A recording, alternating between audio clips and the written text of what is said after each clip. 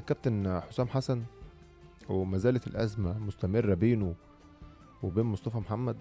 اللي هو كابتن حسام شايف ان مصطفى محمد ده بالنسبة له لعيب احتياطي، وأسامة فيصل هو المهاجم الأساسي، المهاجم الفتاك.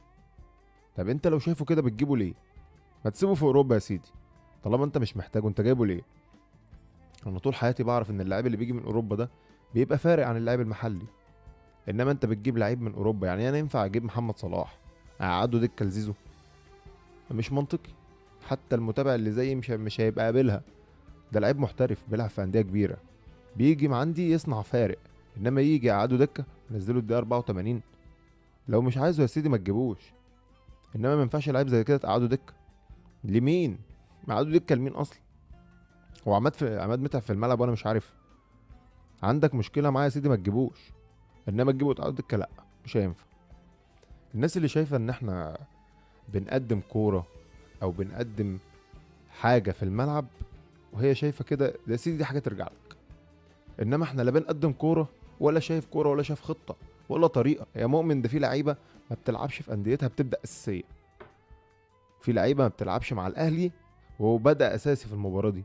ده في لعيب ما بيلعبش اصلا مع الاهلي خالص، مش مستواه سيء، لا ده ما بيلعبش وراجع من اصابه بيبدا اساسي في المنتخب. والله العظيم المنتخب المحليين بيلعب كوره احسن منكم. طلع يقول لك بعد اللقاء أنا الحمد لله، الحمد لله ربنا نصرني. في ناس كتير بتكرهني. يا عم محدش بيكرهك، انت جاي، انت اصلا الجماهير هي اللي جايباك. انت مش جاي عشان فنيات، انت جاي عشان الناس بتحبك.